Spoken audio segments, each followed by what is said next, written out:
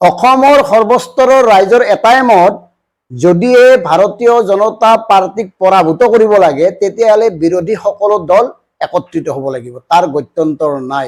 আৰু হয়তো সেইবাবেই গৌৰৱ গগৈ ডাঙৰীয়াই নতুনকৈ সভাপতিৰ দায়িত্ব লোৱাৰ পিছত মানুহৰ উৎসাহ বাঢ়িছে। কিন্তু এই সকলো উৎসাহ উদ্দীপনাত যেন কংগ্ৰেছৰ একাংশ জ্যেষ্ঠ নেতাই বাৰে বাৰে চেঁচা পানী ঢালিবলৈ প্ৰয়াস কৰি আহিছে। কিয়? এতিয়া চাওক, বিৰোধী দলপতি দেৱব্ৰত শইকীয়া ডাঙৰীয়া, তেখেতক সকলোৱে জিন্তুদা বুলি মাতে মৰমতে, দেখিবলৈও ভাল, শান্তশিষ্ট মানুহ।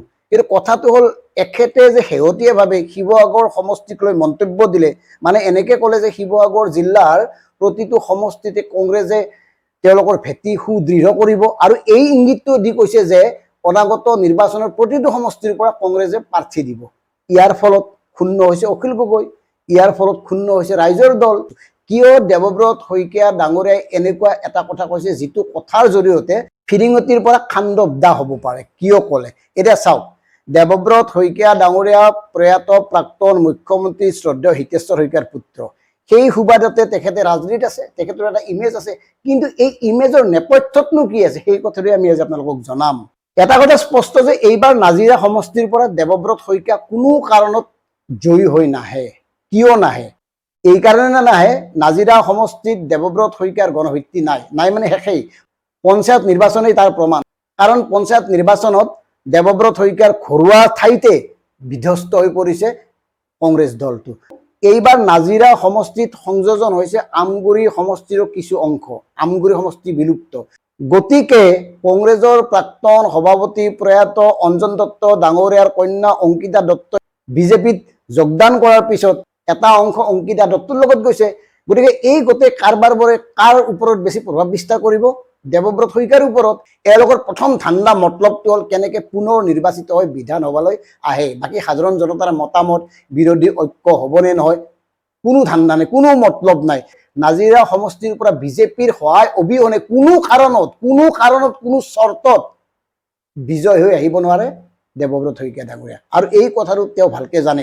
আৰু ইয়াৰ বাবেই দেৱব্ৰত শইকীয়া ডাঙৰীয়াই এই ধৰণৰ কাম কাজবোৰ কৰি আছে, যাৰ দ্বাৰা অখিল গগৈ ক্ষুণ্ণ হ'ব, যাৰ দ্বাৰা বিৰোধী ঐক্যত আউল লাগিব, আৰু শেষত গৈ নিৰ্বাচনৰ আগত মানে বিৰোধী কোনো কাৰণত তিষ্ঠি থাকিব নোৱাৰিব। কাৰণ আমি এই কাৰণে কৈছো, এই দেৱব্ৰত শইকীয়া যিমান দেখাত শান্তশিষ্ট সিমান নহয়। কাৰণ তেখেতৰ পিতৃ প্ৰয়াত হিতেশ্বৰ শইকীয়া ডাঙৰে শাসন কৰাৰ সময়ত আটাইতকৈ মানে চূড়ান্ত হস্তক্ষেপ কৰিছিল চৰকাৰী কাম কাজত। বিশেষকৈ যোগান আৰু অসামৰিক বিভাগৰ মন্ত্ৰী আছিল অৰ্ধেন্দু কুমাৰ দে। তেখেত নামতহে মন্ত্ৰী আছিল, গোটেই কাম কাজ এখেতে চলাইছিল। এই কথাবোৰ সচেতনসকলে এতিয়াও কয়। কাৰণ সেইখিনি সময়ত তেখেতে এটা ব্যৱসায়িক লবি সৃষ্টি কৰিছিল। সেই লবিৰ পৰা কি সুবিধা বা কি লাভ কৰিছে সেইটো বেলেগ কথা, সেইবিলাক কথা আমি আজি নকওঁ। কিন্তু আমি ক'ব খোজা কথাটো হ'ল, দেৱব্ৰত শইকীয়া ডাঙৰীয়া, আপোনাকতো সকলোৱে মৰমতে জিন্তুদা বুলি মাতে, আমিও সুধিছো জিন্তুদা, এই যে আপোনাৰ বিৰুদ্ধে এটা CBI কেছ আছিল, শিৱসাগৰ জিলাৰ এটা নিৰ্দিষ্ট কোষাগাৰৰ পৰা যে জীপ ভৰ্তি কৰি টকা অনাৰ বাবে CBIৰ গোচৰ এটা হৈছিল, সেই গোচৰটো আছেনে নাই? সেই গোচৰটো শেষ হ'ল নে হোৱা নাই? সেই কাণ্ডটো কি হ'ল আচলতে? এই কথাবোৰ এইকাৰণে সুধিছো, কাৰণ সেই কথাবোৰেও এই ক্ষেত্ৰত ক্ৰিয়া কৰিব পাৰে নেকি, যাৰ বাবে আপুনি বিজেপিৰ বিৰুদ্ধে মুকলিকৈ যুদ্ধ ঘোষণা কৰিব নোৱাৰে। আমি যে ক'লো CBI কেছ, সেই কেছটো চলি আছে নে নাই, ইয়াৰ স্পষ্টীকৰণ দিব লাগে দেৱব্ৰত শইকীয়াই। মানে ডক্টৰ হিমন্ত বিশ্ব শৰ্মা ডাঙৰীয়াৰ সহায় অবিহনে এইবাৰ নাজিৰাৰ পৰা কোনো কাৰণত ওলাই আহিব নোৱাৰে দেৱব্ৰত শইকীয়া ডাঙৰীয়া, আৰু সেইবাবে তেওঁ মানে বিজেপিক এক ধৰণে সহায় কৰিব খুজিছে, মিত্ৰতাত হেঙাৰ হৈ। এই স্পষ্ট কথা, ইয়াতকে বেলেগ অংক এওঁলোকৰ নাই। আৰু এই কথাটো এইকাৰণে কৈছো, কৈছো আমি যে নাজিৰা সমষ্টিত তেওঁৰ গণভিত্তি নাই, পঞ্চায়তে তাৰ প্ৰমাণ। বাকী এতিয়াও যে কংগ্ৰেছ দলত বিজেপিৰ একাংশ দালাল আছে, সেই কথাটো প্ৰত্যেকে স্বীকাৰ কৰে। কোনে অস্বীকাৰ কৰিব কওক? আমি অনাগত সময়ত এটা দালাল আপোনালোকক দেখুৱাই দিম, আৰু তেওঁলোকৰ দস্তাবেজ গাম, মানে এওঁলোকে কেনেকে বিজেপিক সহায় কৰি আছে বা অনাগত নিৰ্বাচনত এওঁলোকৰ ভূমিকা কি হ'ব।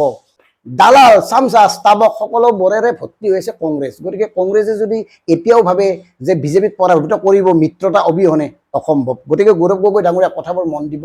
আপোনাক আৱৰি থকা এইসকল নেতাৰ আচল স্বৰূপবোৰ আপোনালোকে জানি শুনি তেওঁলোকৰ কথাক গুৰুত্ব দিব। নহ'লে তেওঁলোকৰ কথা মতেই যদি চলি থাকে, তেতিয়াহ'লে ডাঙৰ শূন্য এটা পাব, আৰু অসমবাসীৰ আশাতো চেঁচা পানী পৰিব। গতিকে অসমবাসীৰ আশাত চেঁচা পানী আপুনি নাঢালিব, কাৰণ আপোনাক বিশ্বাস কৰে, আপোনাৰ প্ৰতি আস্থা ৰাখিছে, আপোনাৰ জৰিয়তে পৰিৱৰ্তনৰ আশা তেওঁলোকে কৰিছে। সকলোৱে মিত্ৰতা বিচাৰি থকাৰ সময়ত শিৱসাগৰক লৈ, বিশেষকৈ অখিল গগৈক উদ্দেশ্য কৰি যি কথা কৈছে, এই কথাটো নকলেও হ'ল হয় না, পিছতো ক'ব পাৰিলে হয়। আপোনালোকৰ মেল মিটিং যেতিয়া বৈঠক হ'ব, সেই সময়তো ক'ব পাৰিলে হয়।